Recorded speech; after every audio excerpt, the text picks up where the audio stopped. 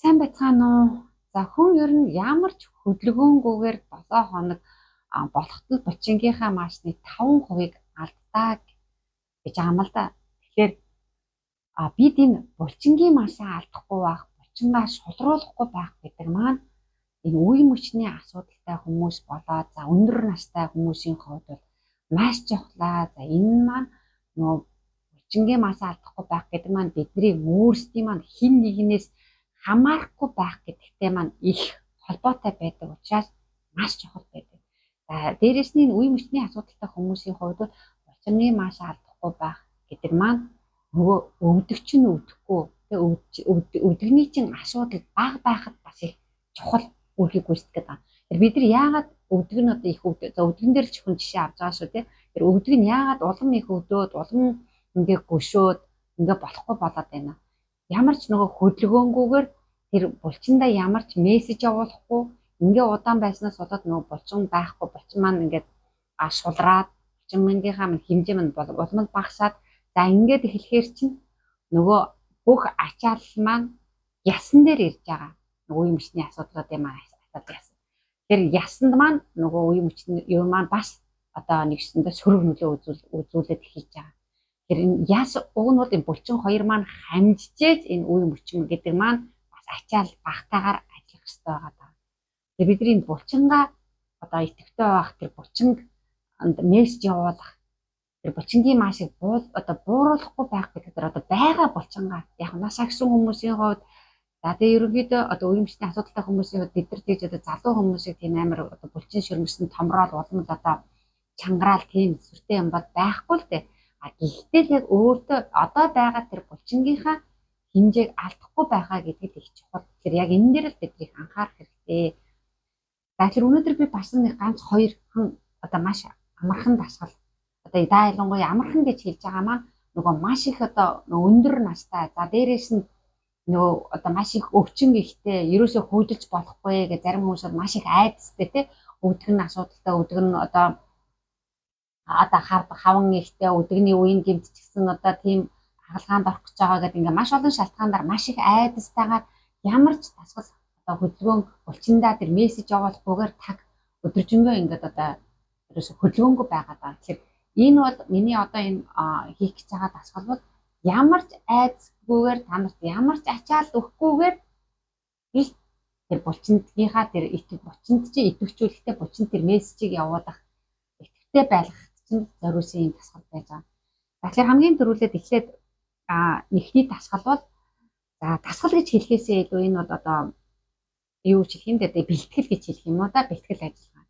За ерөнхийдөө ийм хавдар багтай тий ерөнхийдөө хавдар багтай ийм улаалт багтай за тийм хүмүүс байх юм бол ерөнхийдөө дасгал хийхээс өмнө сайхан халуун бүлээнжийн сайхан одоо энэ тэр өвдөж байгаа хэсэг дээр сайхан тавьж өгөх хэрэгтэй. За ингэснээрээ нэгсэндөө бэлтгэл ажиллагаа тэр булчингуудыг сайхан шулруулаад тайвшруулаад тэр булчингийн одоо тэр ойр хавь байгаа те ингээд булчингуудыг сайхан цусны эргэлтийг ингээд сайжруулаад гэдэг ингээд бэлтгэл ажиллагаа явагдаж байгаа гэсэн.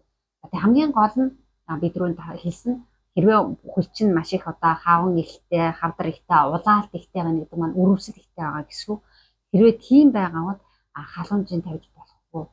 Тэгэхээр энэчээсээ асуух юм уу? Ерөнхийдөө бол энэ чинь маань тийм хаван ихтэй, тийм улаалт ихтэй, өрөвсөл ихтэй үед бол халуун биш эсрэгээрээ хүйтэнжийн тавихыг зөвлөдөг шүү дээ. Тэгэхээр хүйтэнжийн тавих хэрэгтэй. Хүйтэнжингээ тавихдаа шууд одоо хүйтэн мөсөө өдөртэй ингээ шууд биеийн дээрээ тавих биш. Заавал дээр нь алцуур ч юм уу те яаж ийж ингээд нөгөө мөс өдрөө тавих хэрэгтэй шүү. Тэгэхээр тийм хавдрагтай хүмүүс л халуунжийн тавьж болохгүй. За тэгээ ерөнхийдөө гайгүй улсад маань тэгж юугаар халуунжингээ тавиад за ингээ сайхан булчин шөрмөрчин сайхан тайвшраа сулраад за ингээхээр за одоо ингээд ихэхээр чинь нөгөө юу чинь үүдэл чинь гайгүй арай гайгүй болоод эхэлнэ. За ингээхээр одоо нөгөө тасгалаа хийж эхэлнэ. За одоо ингээ сандал дээр ингээ суучих нь ямар ч өдгөндөө ачаал авахгүйгээр сайхан ингээ суучих айдасгүйгээр. За ингээ ерөөсөө маш жоохон зүгээр ингээл нэг маш жоохноор л энэ юунаас сандалнаасаа хөндөрүүл өгсөө. Маш жоохноор заавал ингэж хөл дээрээ ингэж босох гээд ах шаардлагагүй Ингэж одоо маш сайн одоо өндийг шаардлагагүй зүгээр л нэг жоохон тавхан одоо сантиметр гэж хэлэх юм уу да тий. Тиймийн зайтай жоохон л ингэж яа.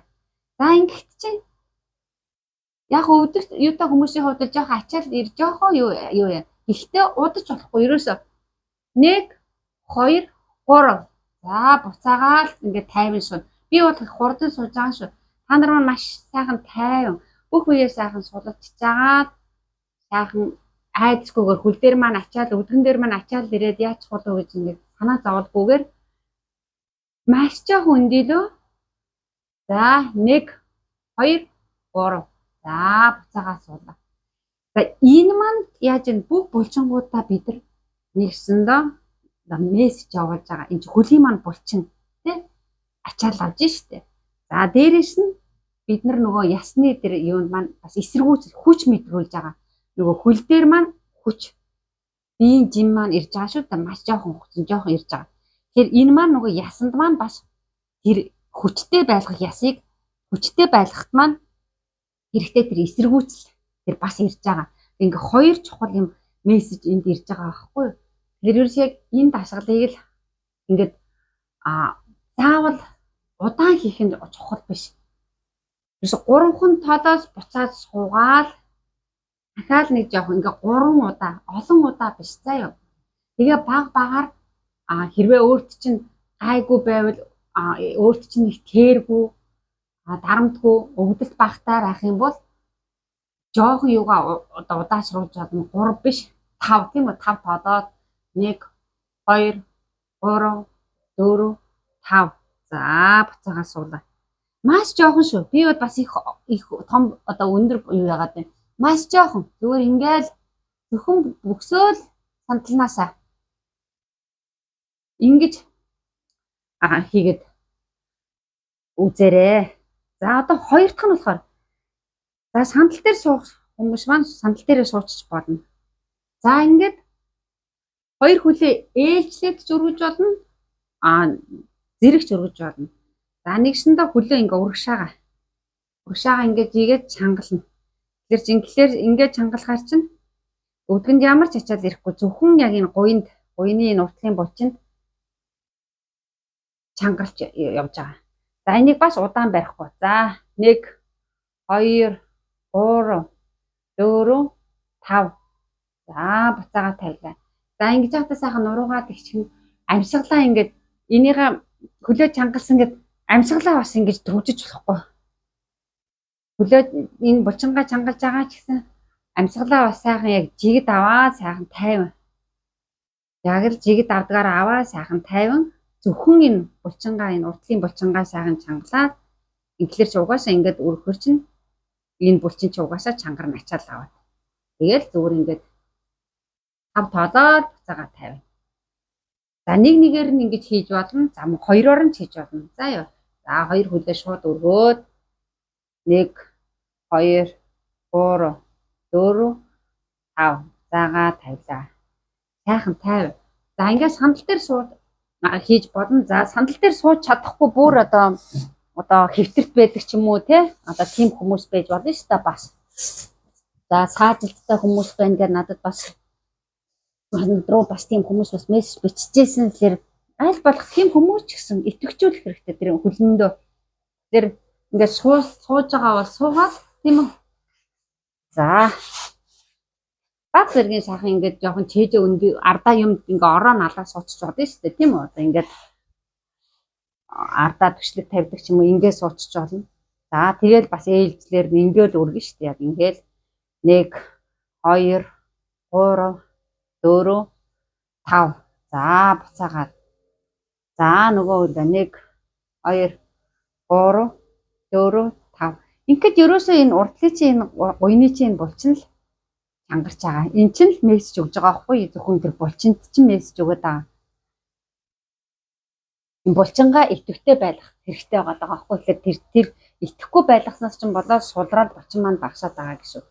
За гэх мэтлэнгээр ингээд одоо хэвтэрт байгаанууд маань ч гэсэн ямар тий өөрсдийнхөө аль болох тэр ихтэйхэн байрлалаар хөлөө за ингээд өргөөд ингээд иймэрхүү зөвхөн булчиндаа одоо тийм мессеж явуулж байгаа тэр юу хэрэгтэй. За эдрийг бол та нар тийм олон хийх нь одоо сум чухал биш.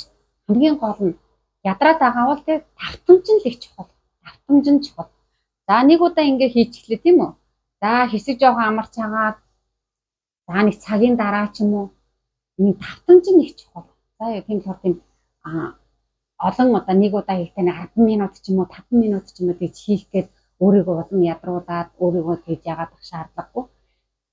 Давтамж нь чухал. Тэгэхээр аль болох өдөрт олон удаа л хийхийг үзэх хэрэгтэй. За ингээд гайгүй өөрт чинь одоо болоод байх юм бол хөнгөн амархан юм шиг санагдаад байх юм бол тоогоо нэмээ яваад байна шүү дээ. Одоо ингээд 3 толгой тавьж исэн бол 5 толгой дээр тавьж исэн бол улам бүр өсгөөд 10 20 бариад буцаагаад буулгадаг ч юм уу. Гэх мэтлэнгээр ингээд баг багаар ахиулаа тоогоо яваад байна гэсэн. Хамгийн гол нь тогтмол тогтмол тэгээд давтамж ихтэйгээр ингэж хийх нь хамгийн чухал. Тэр ингэж та нар маань бас яг хийгээд оролдоод яваарай. За тэгээд сайжраад ирэхээрээ нөгөө бас амархан асуудлуудыг би бас оруулж байгаа шүү дээ тий. Оруулсан байж байгаа тэдрийг тэр ингээд аль болох хийхийг бод. Итгэвтэй байх нь гэдэг маань хамгийн чухал юм шүү. Цангаа